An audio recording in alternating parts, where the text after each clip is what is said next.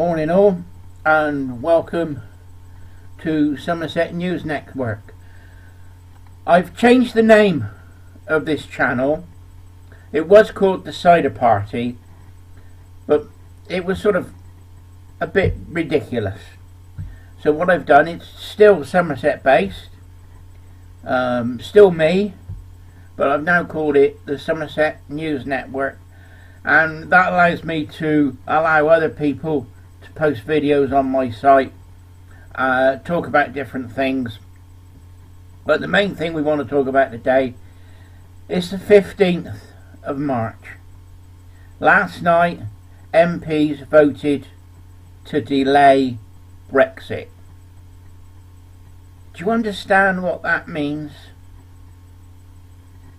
The British people, over 17 million of us, voted to leave the EU in the referendum.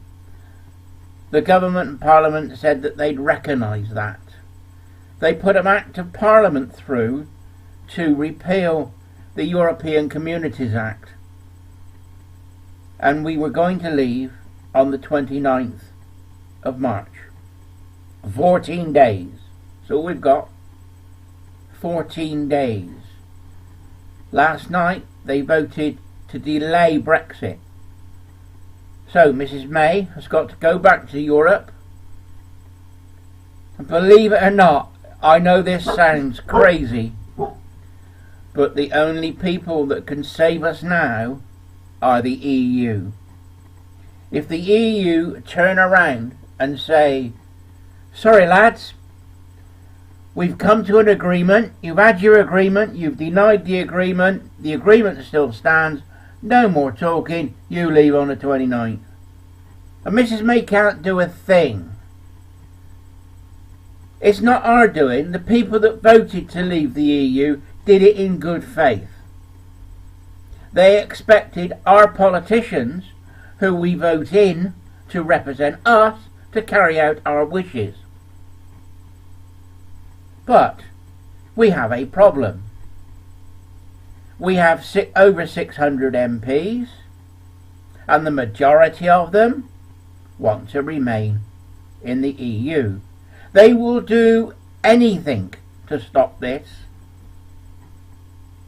They can't come out and say, we're going to stop you going in the EU. So they've got to find other ways of doing this. They've come up with a second referendum. What is it going to do? Be best of three? And we get a third one as well? If we still vote to leave? Oh, come on. It was the biggest vote this country had ever seen. If we have a second referendum, democracy in this country is dead. Don't you get this? Don't you understand? Now, there's a march going on between Sunderland and London, arranged by the Leave Means Leave group. Now, if you're available to go on any of the days between now and the 29th, go onto the website and register. Please, please take one day out and walk with the call walkers and tell them that you support them. If you can't walk, go and stand on the sides of the road, find a place where they're marching, the route's all been marked out. Find a nice pub for lunchtime where they're all going to go past and cheer them on. Have to sit down and have a coffee if you're driving. If you're not, then maybe you might want a pint. But you've got to go out, and we've got to show the Parliament that we voted to leave the EU, and we mean it. We want to leave. We don't want their shenanigans. The Brexit thing has done us one good thing. It's shown us which MPs we can trust. Yes, which MPs we can trust. And it's only a handful. There's a few Labour MPs that are willing to leave the EU, like Kate Hoey, and Dennis Skinner. Who'd ever think that I would agree with Dennis Skinner on the EU?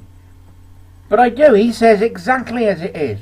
He says, why should I, as an MP representing the people of my constituency, not be able to change the law because it's come from the EU? And he's right.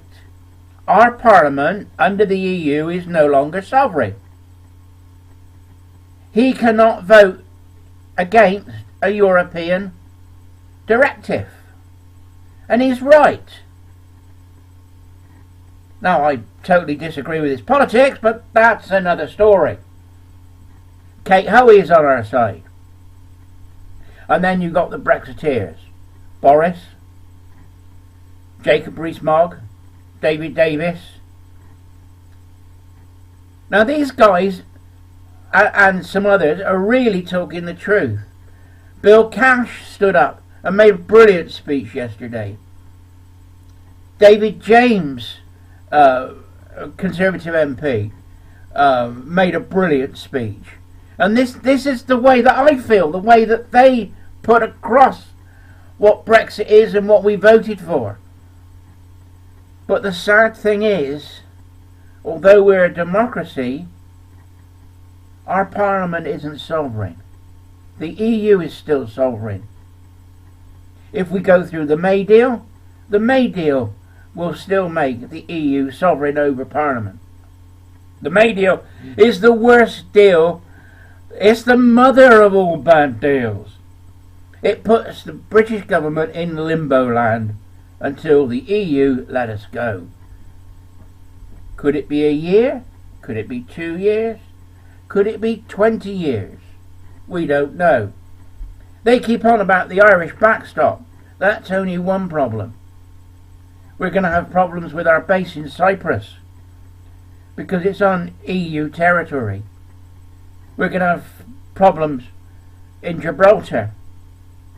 I was talking to somebody who lived in Gibraltar, and they said that the Spanish, under the May deal, have joint sovereignty over the Gibraltar airport. And their parliament in Gibraltar has agreed to it. They don't like their politicians either. They call them lying scumbags. And we have a bunch of lying scumbags in Westminster. Now, when the British government was against the people, James II, he wouldn't allow Protestants to hold any council ranks, any ranks in the army, any office of state, and it was all taken over by the Catholics. 1685, a few years before, Monmouth tried to solve the problem, and he came into Brixham and went up to Sedgemoor, and there was a big battle at Sedgemoor which we lost. And I was brought up, I'm a Somerset lad, I was brought up on the stories of Sedgemoor and the Pitchfork Rebellion, and the farmers and the people from the villages all stood up against the oppression of the Catholic monarchy under James II. And that's linking it to Europe again, with the Pope being in control. Today we got the EU being in control. It's the same problem. Europe controlling Westminster. The problem in 1865 wasn't solved, but in 1888 Mary and William of Orange, came over, went up what would be now the A303, went to Exeter and marched on London. They marched on London, James II heard about it and skipped and went. That gave us a king and queen. Mary had the entitlement to the throne, and as she was married to William, William was given joint ownership of the crown. So that's why it's William and Mary.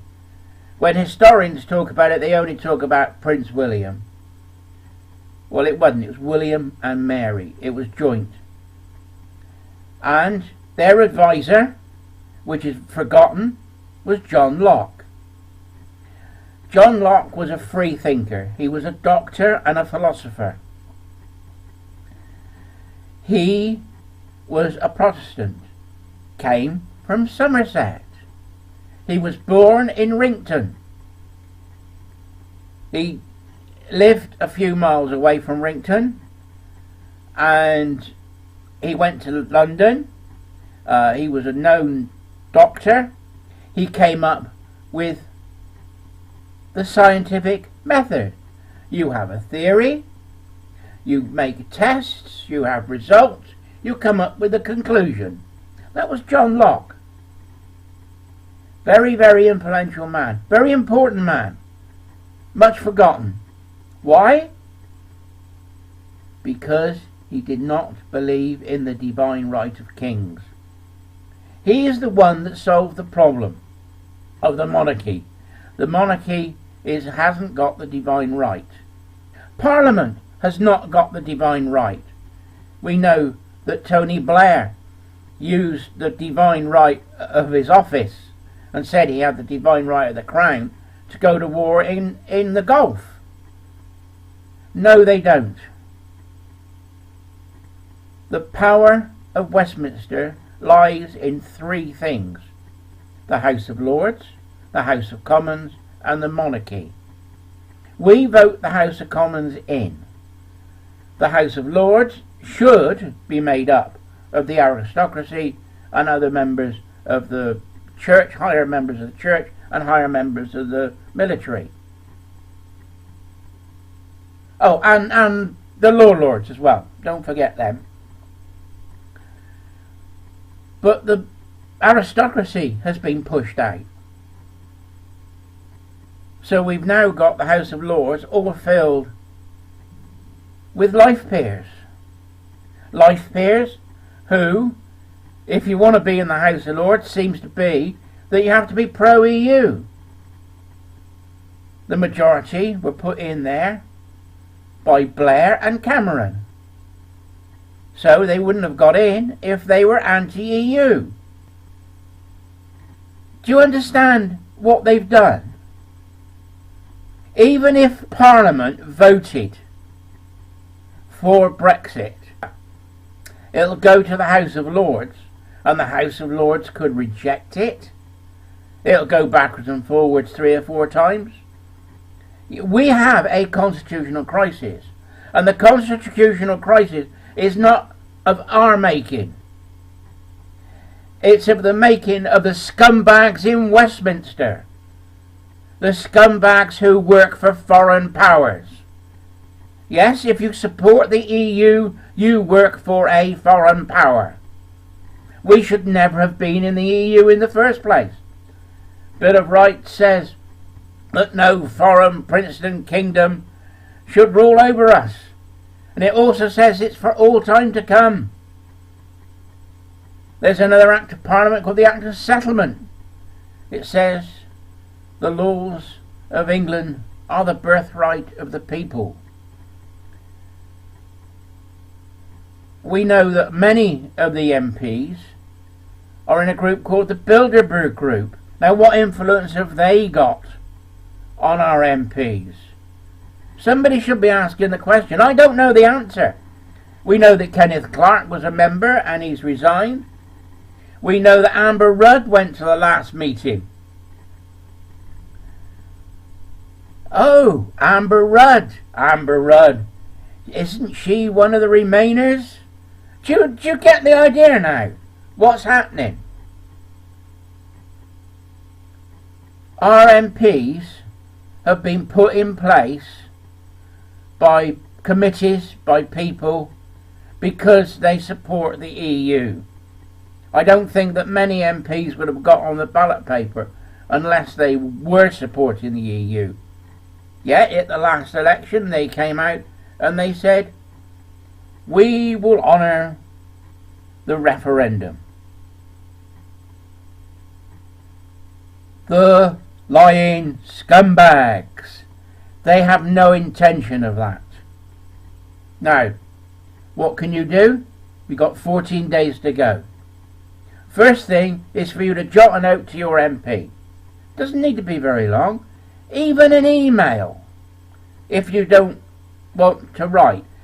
A written letter will have more power than an email. They look at an email and they'll box it. They might send back saying, thank you for taking your view, and that's it. If you write to an MP has to write back to you under their code of conduct. So to make them work, it is better that you write in your own nice own handwriting if you can. If you can't, you can print a letter off and you just say, I voted to leave the EU and I want you to uphold my vote. Simple as that. Even if he's a Remainer, the more letters we can get into MPs in the next 14 days, the more chance we've got of persuading them that they ain't going to get away with it. And you tell them that you voted for them at the last election, but if they don't bring you Brexit, they don't deliver Brexit for you, you will not be voting for them again. That's the power that we've got as people. That vote is so important. Yeah, tell them you ain't going to vote for them. Then go on to the March to Leave website. Either Leave means leave website or March to Leave website. There's two websites and they'll both take you to the right place. Register for a day and come on one of the marches. And I'm going to film it. And you'll see the video here, hopefully. If the car's working. Car's in the garage today and I don't know if it's going to be fixed or not. But if the car's working on the 6th... sorry, I made a mistake. It won't be it'll be the 26th I'm going. No, not the 16th. The 16th is tomorrow. The march starts tomorrow from Sunderland and they're marching to London. I'm going on the 26th. And I'm going to do one day with them. And I'm going to film it. Now, I'd ask you all to join me, but you all just can't come on one day. But please, go on the website, see where they're going. And if you can make it, please, please, please, just make one day. Either to go and march and walk for the day and support the core walkers, or go and stand on the side and support them, either at the start or at the finish. The information on the march will be printed each day and you'll get an email, I'm told, of where to meet and where you can get picked up. Please, please, please, it's time to stand up. It's time for us to be counted. The people to be counted. We have the power. It really is the power of the people. Our power is in our vote, and we can vote with our feet. So, please go on one of the marches, please write to your MP, and let's get this Brexit going. Let's make sure they deliver Brexit. Anyway, I gotta go to work now. Goodbye, and thank you.